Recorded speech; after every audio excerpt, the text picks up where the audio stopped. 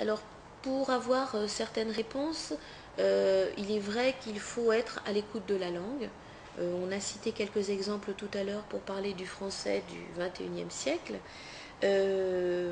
Parmi les définitions qu'on peut repérer ou les réflexions qui peuvent être proposées autour du fait de langue, je voulais vous citer un passage de Ferdinand de Saussure dans le cours de linguistique générale. C'est dans le chapitre intitulé La linguistique statique et la linguistique évolutive.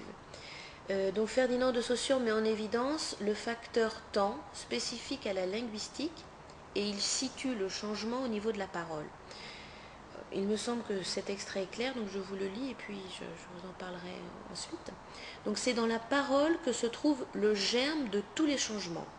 Chacun d'eux est lancé d'abord par un certain nombre d'individus avant d'entrer dans l'usage.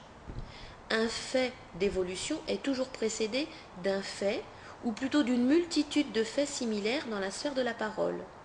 Dans l'histoire de toute innovation, on rencontre toujours deux moments distincts. Premièrement, celui où elle surgit chez les individus, et deuxièmement, celui où elle est devenue un fait de langue, identique extérieurement, mais adopté par la collectivité. Donc si vous voulez, il y a plein de phénomènes qui vont se réaliser au niveau des discours. On parlait de la négation en...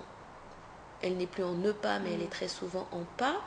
Au bout d'un moment, elle est tellement partagée qu'elle va s'inscrire vraiment dans la langue au niveau d'une certaine chronologie et qu'on va pouvoir dire qu'elle est devenue un fait de langue. Donc ces faits de langue ne sont peut-être pas considérés avec cette définition première du cours de linguistique générale de Saussure lorsqu'elles sont proposées dans les instructions officielles, mais si on parle de fait de langue, c'est avec cette idée de vouloir observer la langue.